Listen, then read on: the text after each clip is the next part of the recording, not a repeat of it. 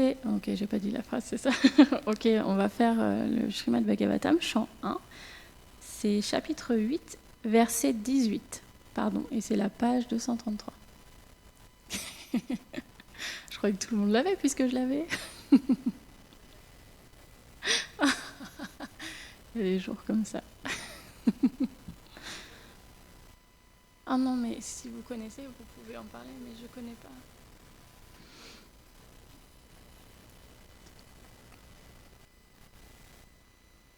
Om Namo Bhagavate Vasudevaya.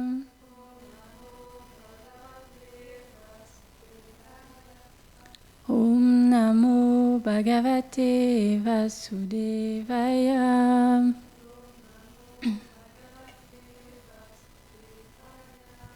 Om Namo Bhagavate Vasudevaya.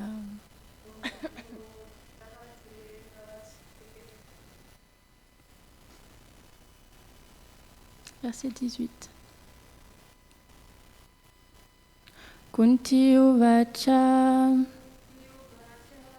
Namasya Purasham Dvajam Ishvalam Prakrite Param Alaksham Sarva Bhutanam Antarbhairalvastitam.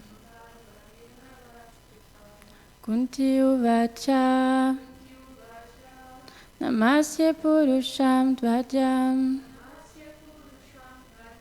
Ishvalam Prakrite Param Alaksham Sarva Bhutanam Antam Bhail Avastitam.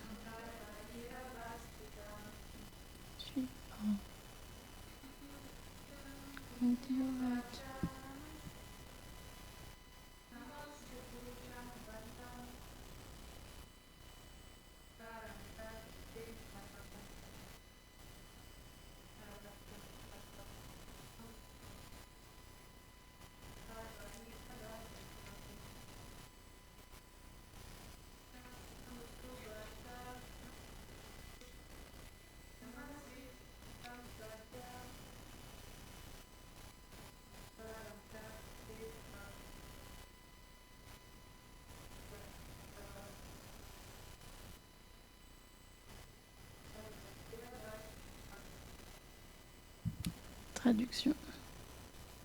Srimati Kunti dit « J'offre mes respects à toi, le Seigneur primordial. Tu es au-delà de l'énergie matérielle et la contrôle. Tu es le contrôleur interne de tous les êtres et tu es aussi présent extérieurement à travers tout l'univers. » Srila Vishwanath Chakravarti Thakur dit « Kunti, comprenant ce que Krishna avait fait et incapable de contrôler le respect qui survenait dans son cœur, commença à offrir des prières. Voyant cela, Krishna dit « Mais je suis ton neveu, alors pourquoi m'offres-tu tes respects? Tu es la personne suprême. »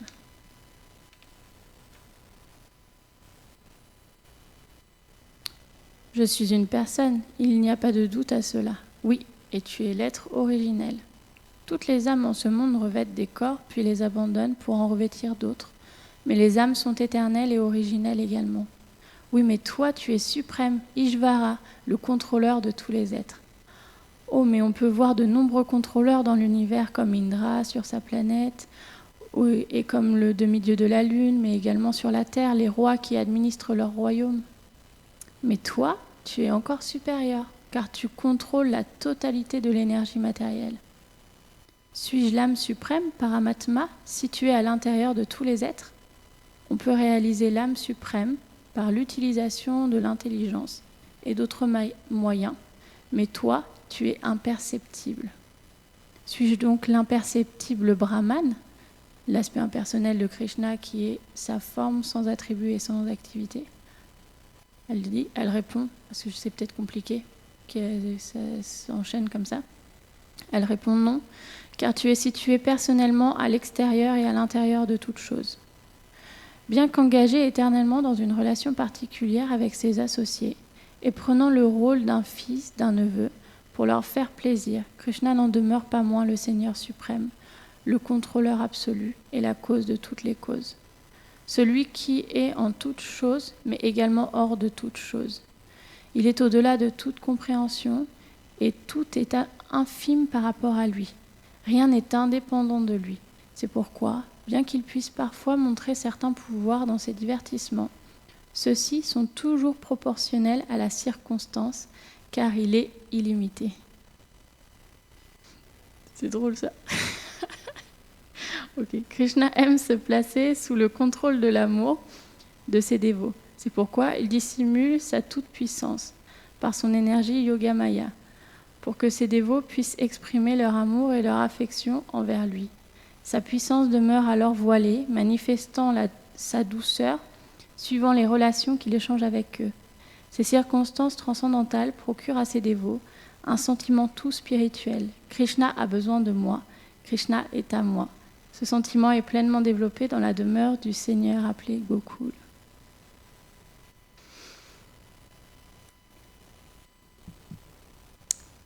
Om Yana Timilandasya Gyanam Shalam Shalakaya Chakshulun Militam Yenam Tasmai Shri Gulave Namah Shri Chaitanya Mano Vistam Stapitam Yena Bhutale Vayam Rupa Kadamadyam Dadati Svam Padam Tikam E Krishna Karuna Sindhu Dinabandhu Jagatpate Gopesha Gopika Kanta Radha Kanta Namostute Tapta Kanchana Goulangi Radhe Vrindavani Vali Vishabhanu Sute Devi Pranamami Hare Priye Vanchakalpa Tarubhyacha Kripa Sindhu Vyae Vacha Patitanam Pavanebhyo Vaishnavebhyo Namo Namah Shri Krishna Chaitanya Prabhu Nityananda Shri Advaita Gadada Shivasadi Gaura Bhaktarinda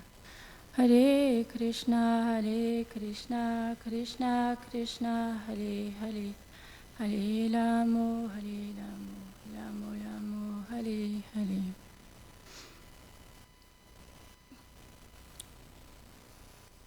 J'ai trouvé ça drôle, non?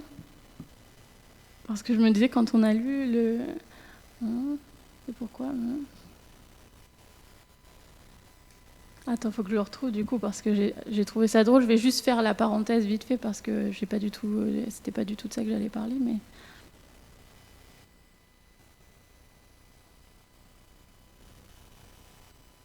oui, parce que rien n'est indépendant de lui. C'est pourquoi, bien qu'il puisse parfois montrer certains pouvoirs dans ses divertissements, ceux-ci sont toujours proportionnels à la circonstance. Je me suis dit wow. Alors attends. Parce que comment ça peut être proportionnel à la circonstance? Puis non, quand même, c'est rajouté car il est illimité. C'est pour être sûr, quoi. C'était intéressant.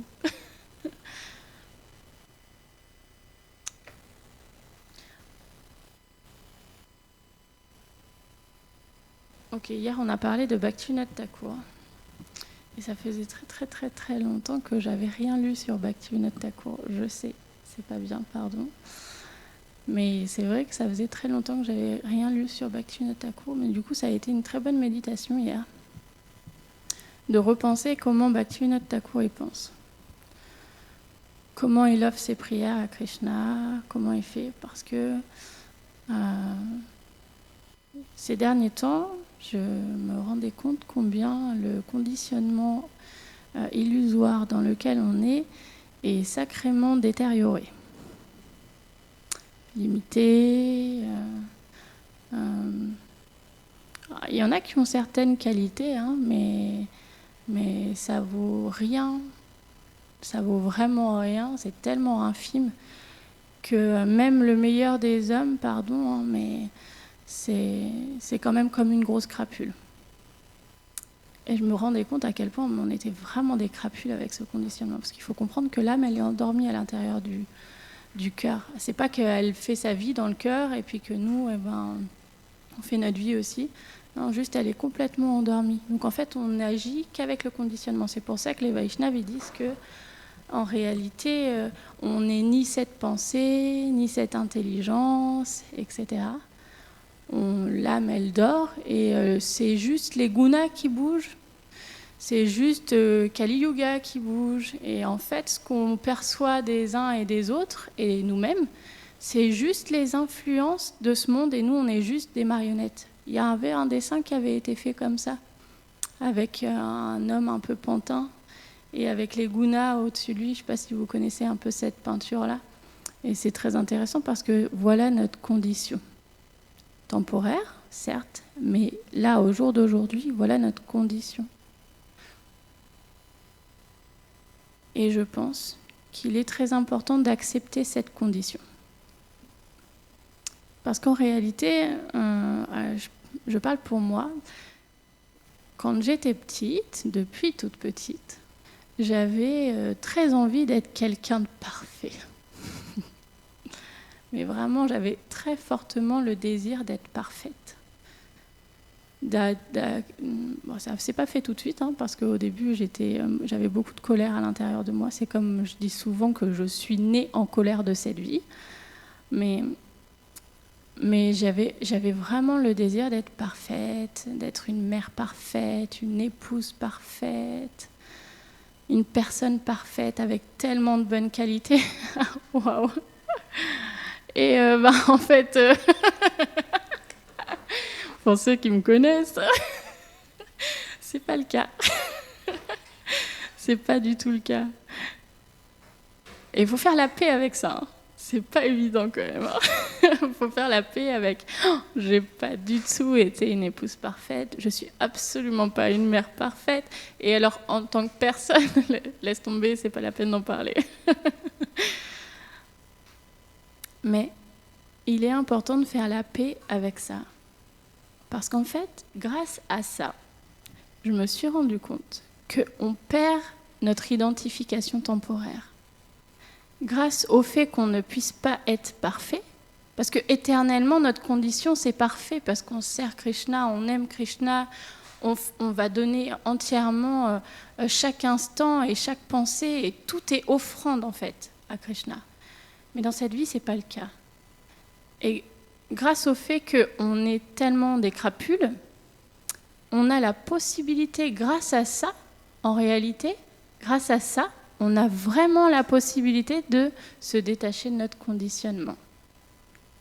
C'est-à-dire qu'on peut se dire, ok, c'est bon, j'ai compris, dans cette vie, c'est comme ça, mais je ne suis pas ça. Et je refuse d'être ça. C'est comme au bout d'un moment, c'est comme c'est terminé. C'est fini. Je comprends, je ne suis pas ça. Du coup, c'est comme Krishna a bien fait les choses, c'est comme on a, du coup, grâce à cette chose-là, la possibilité de laisser notre conditionnement, laisser notre identification qu'on cultive depuis tellement de vies, et puis cette vie aussi. Depuis cette vie aussi. Parce que dans cette vie, on a fait beaucoup de projets, enfin, je parle pour moi, on fait beaucoup de projets dans notre vie. Chaque jour, on fait aussi beaucoup de projets et on se rend compte à quel point tous nos projets ils s'effondrent petit à petit. Et c'est rigolo parce que je me disais, parce que parfois, Krishna, il accorde une miséricorde qui est particulière. Il accorde parfois à certaines personnes de pouvoir se dégager de leur situation. Entre guillemets, soi-disant tout perdre. Et je me disais, oh mais non, en fait, c'est quand ça t'arrive, tu perds pas tout, etc. Ça a été ma première pensée. Et après, il y a d'autres sentiments. Et je me suis dit, mais oui, en fait, si. Krishna, il prend tout. Quand on dit que Krishna, il prend tout, j'avais pas notion à quel point il prend tout. Et je pense que je n'ai pas encore notion à quel point Krishna, il prend tout. Parce qu'en réalité, il prend chaque identification, parce qu'on en a beaucoup. On s'identifie à énormément de choses. On s'identifie à une amie de telle manière, un parent de telle manière, à une personne de telle manière, à nos qualités, à nos défauts aussi. On est capable de s'identifier même à nos défauts. C'est super fort notre conditionnement. On est capable de s'identifier à être lent, On est capable de s'identifier à être maladroit, on est capable de s'identifier à être orgueilleux, on est capable de s'identifier à être quelqu'un qui n'a pas du tout d'amour à l'intérieur de lui. On s'identifie vraiment à beaucoup de choses. Ça, c'est une réalité. Et Krishna,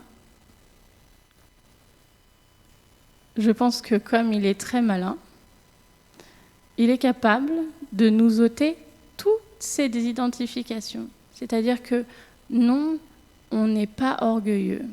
Non, on n'est pas lent ou maladroit ou ce que vous voulez.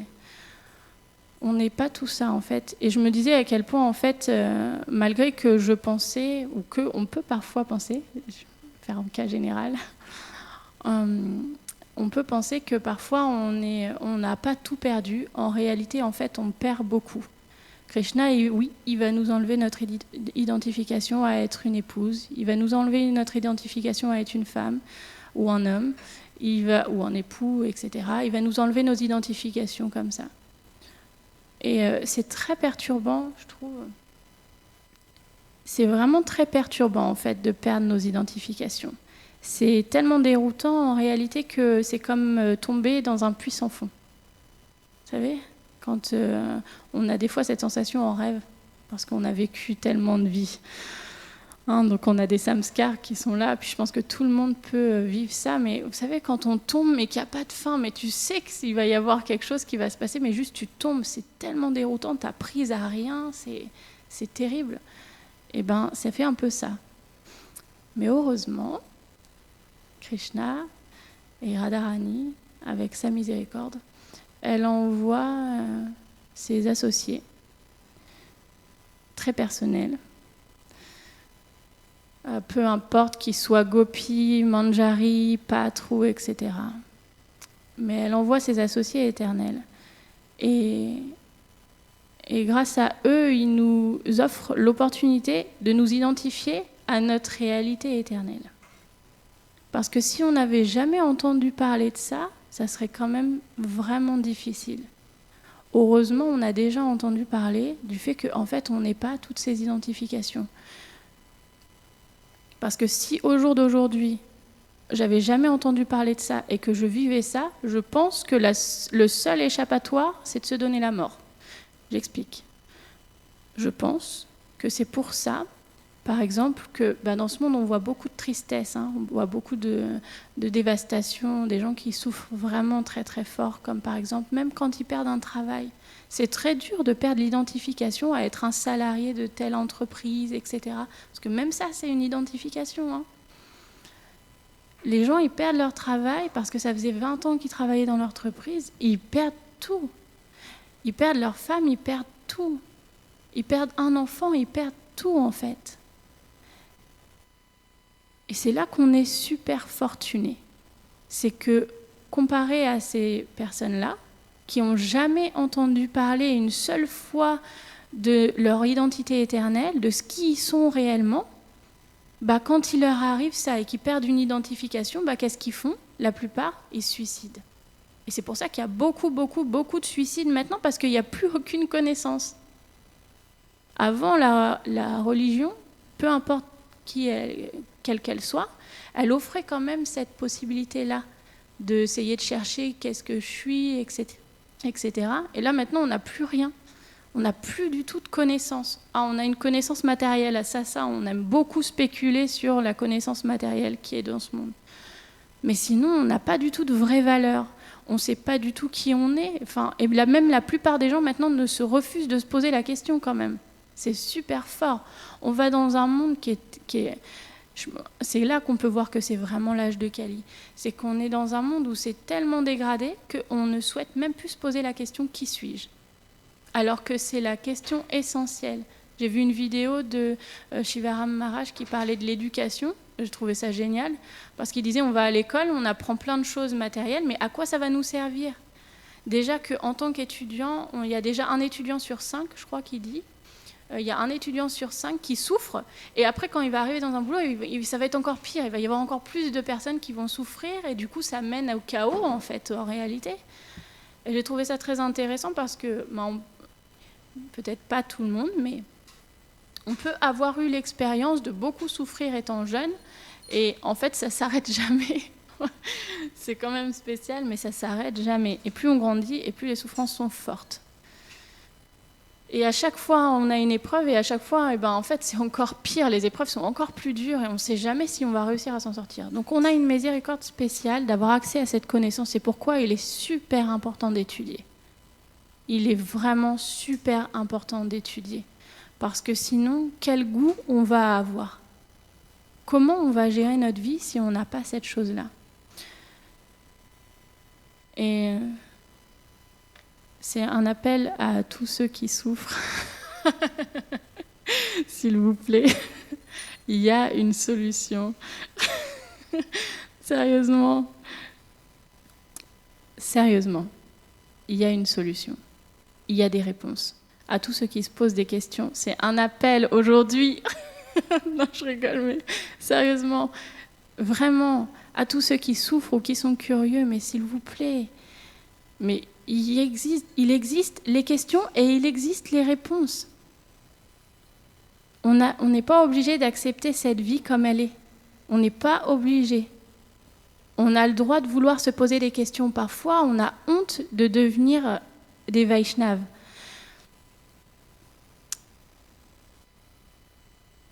Je me rappelle, dans mon parcours, mon petit parcours dans le Vaishnavisme, combien j'avais honte et combien je voulais cacher qui j'avais envie de devenir. C'est pas qui j'étais, parce que être un Vaishnava, c'est là.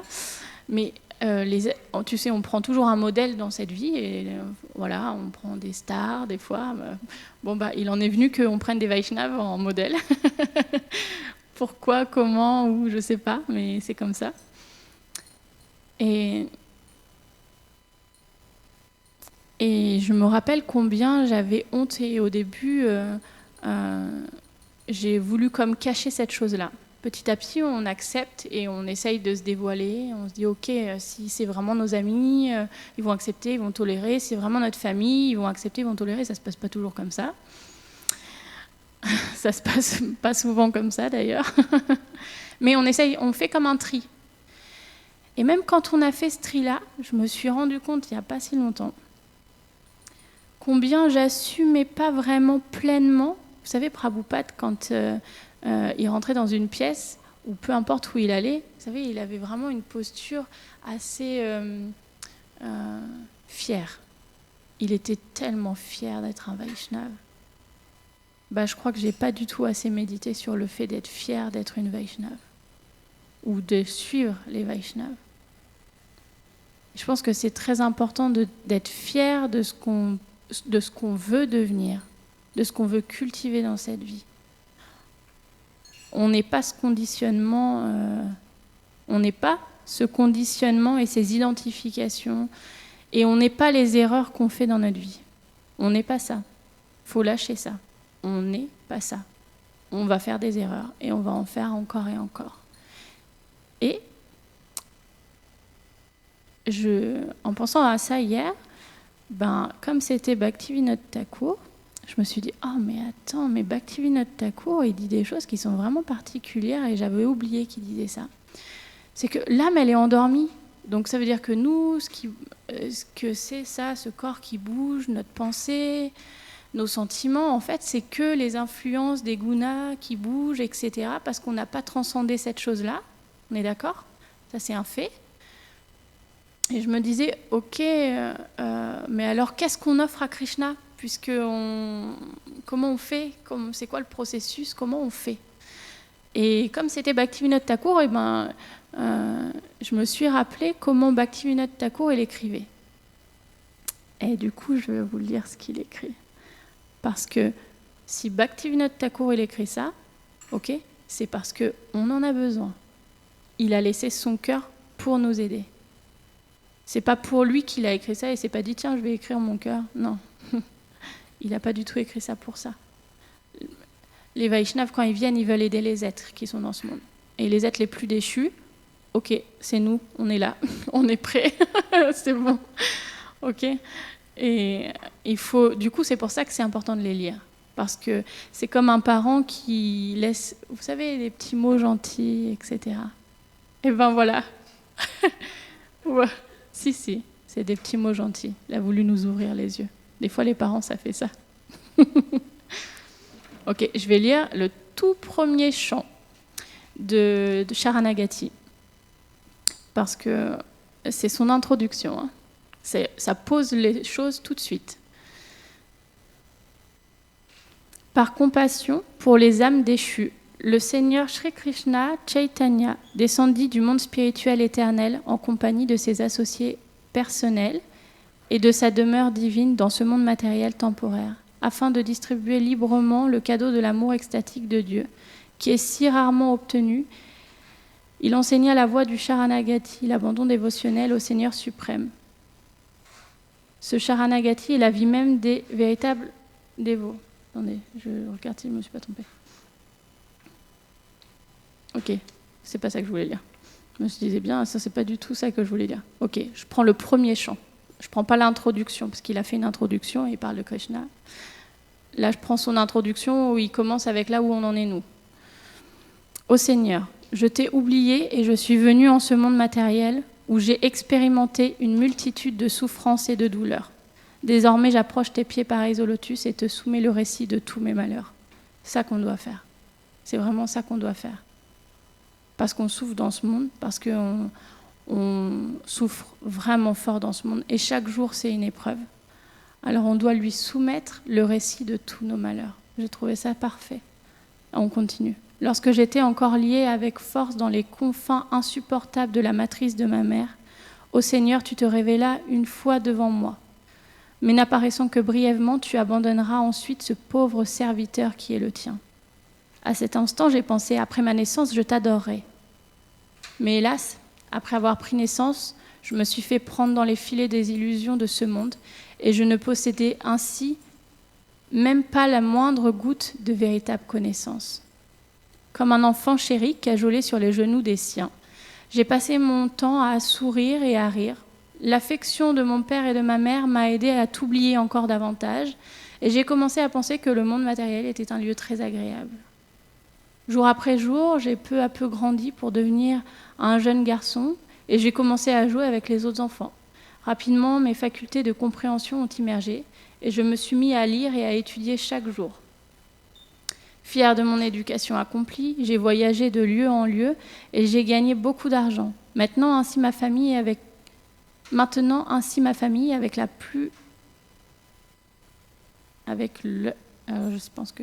le plus d'attention, je t'ai oublié, ô Seigneur Hari. Désormais, vieux, ce Bhaktivinoda pleure tristement. J'ai manqué de t'adorer, ô Seigneur, et au lieu de cela, j'ai passé mes jours en vain. Quelle sera ma destinée maintenant ?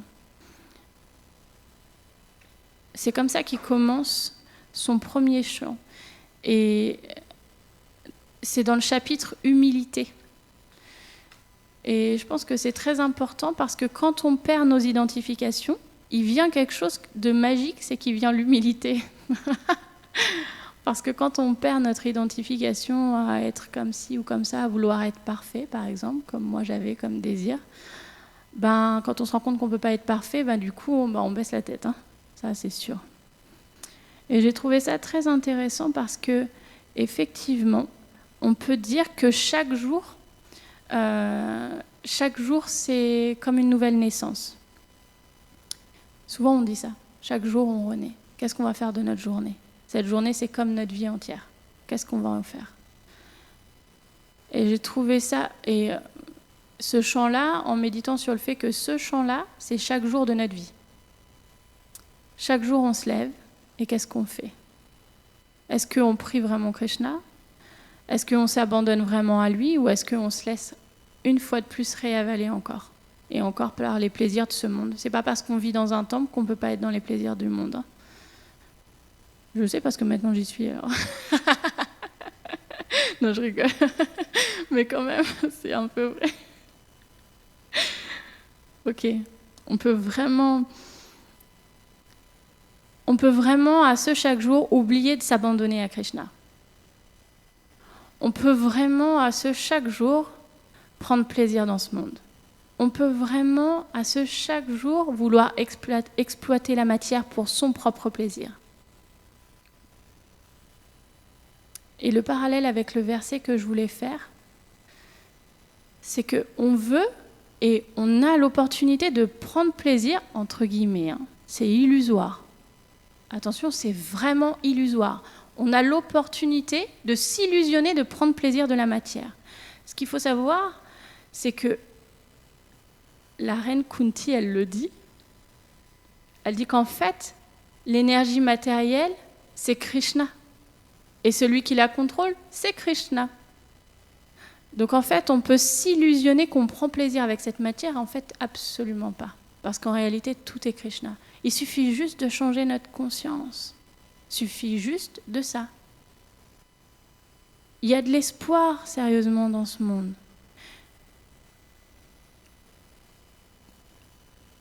Ok, je parlais avec quelqu'un hier. On ne sait pas qui.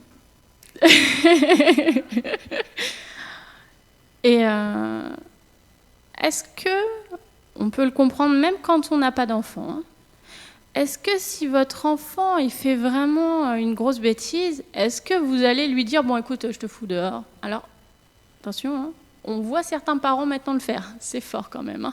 C'est pour dire le peu d'amour qu'il y a dans ce monde. D'accord ?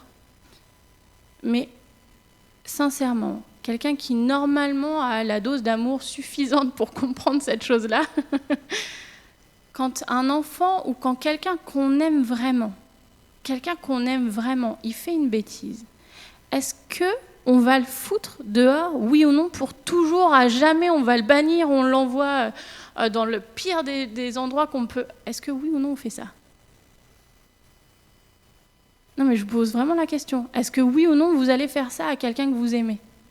Ou est-ce que vous allez lui tenir la main, le prendre dans vos bras, lui dire « Mais t'inquiète pas, c'est rien, moi je suis là pour toi ».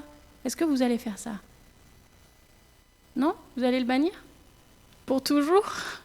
Sérieux ? Ok. Krishna, il est comme un père et il est comme une mère. Les maîtres spirituels, tous les Vaishnavas qui viennent, ils sont comme des pères et comme des mères. Jamais, jamais, jamais ils ne feront une chose pareille. Jamais. Surtout qu'en plus, ils savent dans quelles conditions on est. Ils savent que notre vrai nous, il est juste endormi. Ils le savent. Donc jamais ils vont nous laisser. Oui, on est des crapules. Jai, perdons notre identification, on est des crapules. Ok, mais c'est pas nous. On n'est pas obligé de s'attacher à ça, c'est pas nous. C'est pas nous. Ce qu'on peut faire maintenant, et je vais revenir à Bhaktivinoda Thakur, notre possibilité maintenant, c'est mon mental, mon corps, ma famille et tout ce qui peut être à moi, je l'abandonne à tes pieds, pareils au lotus, ô jeune fils de Nanda. Je trouvais ça très fort, je méditais beaucoup là-dessus hier, c'est que je trouve ça très fort. C'est que Bhaktivinoda Thakur, qui n'est pas dans un corps matériel, qui n'est pas la même sorte d'âme que la plupart d'entre nous, parce que je ne sais pas qui vous êtes, mais... mais la plupart des âmes d'entre nous, il a expliqué qu'il fallait offrir notre mental, notre corps, notre intelligence à Krishna. Ouais, mais c'est vraiment spécial. On peut offrir tout ça à Krishna. Bah ouais, parce qu'on ne possède rien d'autre. On n'est identifié qu'à ça. On n'est que ça. On ne bouge qu'avec ça. Et on peut l'offrir. On peut l'offrir. Ça veut dire qu'on est une crapule, mais on peut l'offrir. Et ça me faisait méditer combien, en fait... Est-ce que vous pensez que si j'offre la plus belle des guirlandes à Krishna, ou si j'offre une guirlande toute moisie, etc. à Krishna, il va faire une différence si je l'offre avec tout mon amour ? Est-ce que vous pensez qu'il va faire une différence ? Est-ce que quand votre enfant il vient et il apporte un dessin... je sais pas, je prends l'exemple des enfants, je suis très identifiée à être une mère. Mais...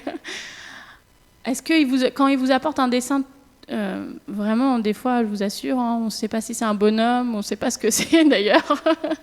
Est-ce que s'il vous apporte ça ou s'il vous apporte une œuvre d'art, est-ce que vous allez être content différemment ou...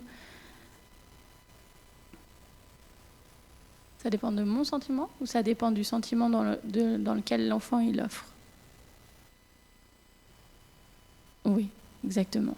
Ça dépend du sentiment dans lequel l'enfant il va vous offrir.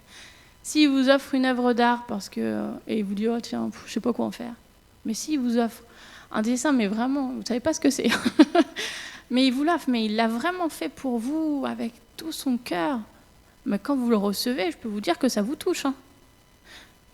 Nous, on est des rascals. Je reviens sur ce que je disais. On est des rascals. Donc ça veut dire que nous, on est plutôt comme une vieille guirlande toute pourrie. C'est un peu ça. Mais si on s'offre, si on s'offre vraiment avec tout notre cœur, avec tout ce qu'on est, avec tout ça, ok, avec tout ça, ok, avec même ces mauvais ingrédients, et qu'on s'offre et qu'on veut se mettre juste au pied de Krishna, voilà, on lui offre tout ça à ses pieds, tout ça à ses pieds, mais avec le plus d'amour qu'on peut, vraiment, on s'abandonne, ok. Qu'est-ce qu'il peut faire? Qu'est-ce qu'il peut faire Krishna contre ça? On le force en fait à venir quand on fait ça. On l'oblige à venir. Comme un enfant quand il fait ça à ses parents, c'est comme on est obligé de le prendre dans les bras. Oh merci, on lui fait plein de bisous, c'est tellement gentil d'avoir pensé à moi comme ça. Mais c'est pareil avec Krishna. Donc, il est un espoir. Même si on est une vieille guirlande toute moisie, etc., que vraiment on n'a fait que des erreurs tout le temps dans notre vie, et que chaque jour on fait des erreurs tout le temps, mais les pires erreurs, pas des petites erreurs, les pires erreurs, malgré ça, on a un espoir. On peut s'offrir à Krishna. Il faut s'offrir à Krishna. Il y en a marre de souffrir. Il y en a marre de ne pas savoir qui on est. Au bout d'un moment, il faut faire un choix. Soit on veut prendre plaisir dans ce monde, soit on veut s'offrir à Krishna. Il faut vraiment faire ce choix-là. Et parfois, vient dans la vie où on est obligé de faire ce choix-là. Il faut le faire. C'est comme ça. Allez, Paul. Ah, t'as une question, pardon? Vas-y. Ok. Ok, c'est pas facile, c'est vrai. Ouais, c'est vrai. Est-ce que tu penses qu'au jour d'aujourd'hui, t'aurais... Non. Est-ce que tu penses qu'il y a 10 ans, t'aurais été ici? Tu sais pas? Ah. C'est Krishna qui fait des arrangements? Eh ben voilà, c'est Krishna qui fait des arrangements. Krishna, il est expert, il fait tous les arrangements pour nous. On n'a rien à faire. On n'a rien à faire.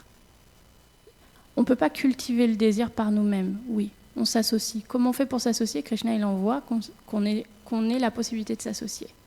Il suffit juste d'après, quand on voit ça, de pouvoir juste cultiver le désir de s'associer avec eux.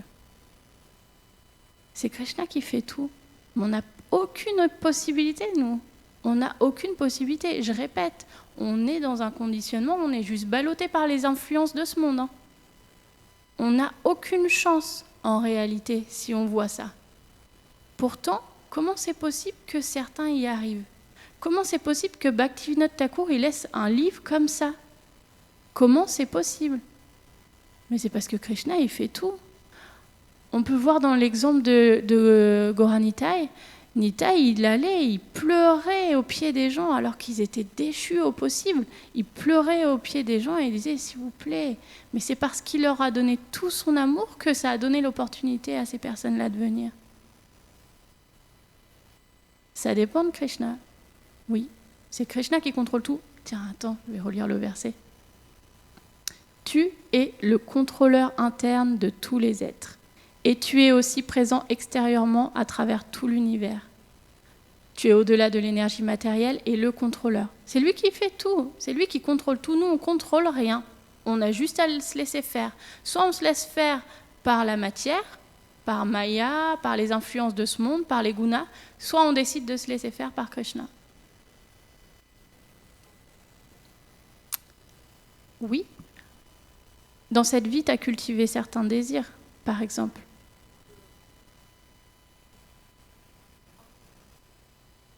Oui, on peut pas. Oui, on ne peut pas. Mais il faut avoir confiance parce que Krishna, il va se faire tout abandonner. Ok, je vais te prendre un exemple. Je vais parler de moi. J'étais très attachée à ma vie de famille. Très attachée. Et jamais pour rien au monde, j'aurais quitté ma vie de famille. Jamais. Même pour Krishna, je ne l'aurais pas quitté. Eh bien, tu sais quoi, ce qui est mystique, c'est que j'ai quitté ma vie de famille. Comment, pourquoi? J'en ai aucune idée. Aucune idée. C'est juste Krishna. C'est juste Krishna qui fait. C'est juste Krishna qui fait. Pourquoi, à un moment donné, il se passe certaines choses dans notre vie, je ne sais pas. On n'a pas la vision sur tout. Nous, on voit les choses dans un tout petit trou comme ça, de rien du tout. On voit ce qui se passe juste comme ça, mais Krishna, lui, il perçoit tout. Il perçoit notre grand passé, notre grand avenir, notre petit passé, notre petit avenir. Quand on dit grand ou petit, c'est dans cette vie ou dans les autres vies. Il voit tout ce qu'on a vécu, tout ce qu'on va vivre. Il voit tout ce qui est. Il faut avoir confiance en Krishna, hein, vraiment. En fait, il faut avoir confiance en Krishna. Parce que qu'on ait confiance en lui ou pas, de toute façon, ça va se passer. Qu'on ait foi ou pas, Krishna, il est là. Qu'on croit en lui ou pas, Krishna, il est là. Avant, quand j'étais matérialiste, en disant que quand j'avais pas du tout la notion de qui Krishna était, ou que même Krishna, je n'avais jamais entendu parler, mais je me rends compte au jour d'aujourd'hui combien il s'occupait déjà de moi. Hein. Ça n'a absolument pas changé, ça. Ça n'a pas changé. La seule chose qui a changé, c'est que maintenant je sais. Maintenant je sais qui c'est qui agit. C'est juste ça qui a changé. Et là, au jour d'aujourd'hui, la seule chose qui peut changer, c'est notre perception des choses, notre conscience. C'est la seule chose qui change, c'est la conscience. C'est pour ça qu'on doit étudier, pour pouvoir réaliser qu'à chaque pas dans notre vie, à chaque geste, à chaque chose qui bouge, on réalise qu'est-ce qui se passe. Ah, mais Krishna est derrière ça, Krishna est derrière ça, puis après, au final, on voit bien que Krishna est derrière toute chose. Au début, ça prend que certains événements dans notre vie, puis petit à petit, ça prend tous les événements et toutes les choses qui se passent tout au long de la journée, à chaque instant. Mais Krishna, il est là. C'est pas nous qui décidons en réalité. Krishna, il est là. Nous, ce qu'on peut faire, c'est juste prendre conscience de ça. Prendre conscience de ça, ça veut dire forcément cultiver le désir. Mais ça ne dépend pas de nous. Krishna, il va nous aider. Krishna, il va nous aider vraiment. Non, ça répond à ta question quand même? On peut aller plus loin, c'est sûr. On peut le développer. J'ai aucun doute avec Krishna qu'on peut développer les choses sous plein d'angles différents. C'est une façon de voir les choses. Il y a plein de façons de voir les choses. Il faut savoir que tout ce qu'on dit à chaque classe, c'est qu'une manière de voir les choses. C'est jamais la totalité des visions. C'est toujours une seule vision ou deux visions à la limite, mais c'est jamais toutes les visions. Donc il y a plein de façons d'aborder tous les sujets. Là, c'était juste une façon d'aborder ce sujet-là. Quelqu'un ferait une autre classe sur ce verset ou sur les chants de Bhaktivinoda Thakur et ne parlerait pas du tout de la même manière. C'est juste une toute petite vision de Krishna. Minuscule. Donc on a de quoi faire. Il n'y a pas d'autres questions? Non, c'est bon. Ok, Jai Haribol.